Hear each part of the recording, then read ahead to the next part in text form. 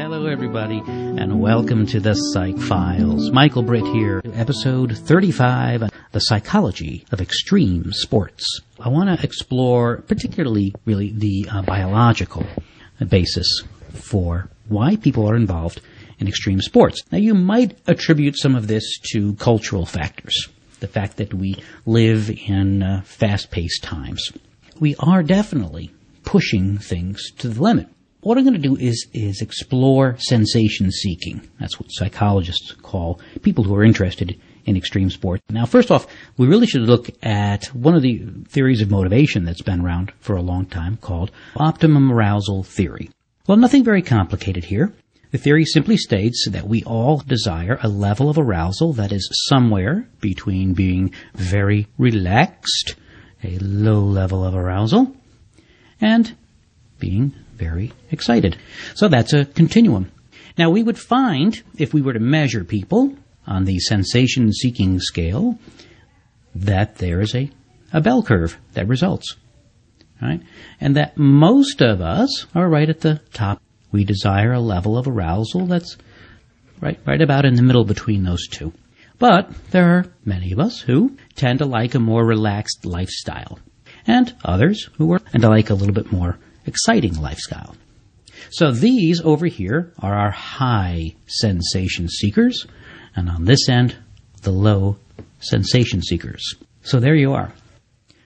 All right, so these people, these high SS, what is it about them? How do they get to be that way? The leading researcher in this area of sensation seeking is a man named Marvin Zuckerman, and he's been researching this for really quite a while. And he developed the sensation-seeking scale. And there are 4 factors involved in sensation-seeking. The first being thrill and adventure-seeking. So this is the one I think we typically associate with people who like extreme sports, right? They're into the thrill of it all. Now, on the sensation-seeking scale, there are questions such as, I wish I could be a mountain climber. I would like to try parachute jumping. Answer yes to those kinds of questions, and you're going to score highly on this particular aspect of sensation-seeking. The second factor of sensation-seeking is what Zuckerman calls experience-seeking.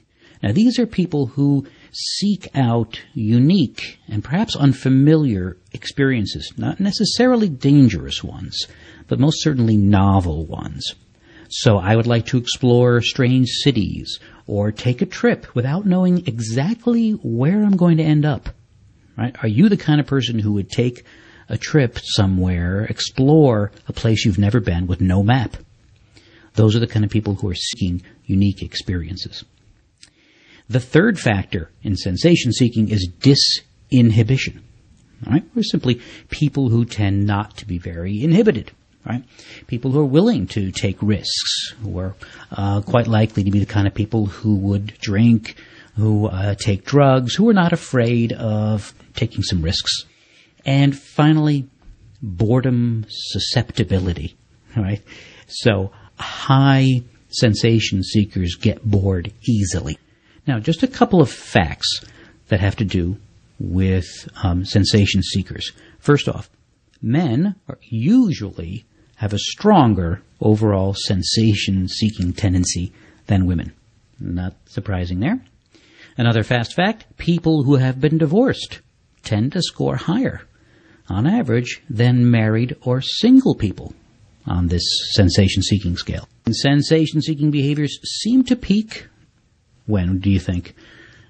In the late teens, early 20s, and they decline with age.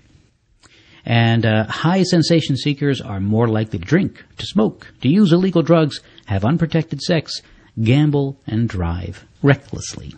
Nature or nurture? Well, you know what? There appears to be a nature component to this. In Zuckerman's research, they found that, again, using twins, 60% of their similarity on the sensation-seeking scale could be attributed to genetic factors.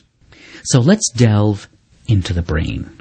Come to thepsychfiles.com. Have a good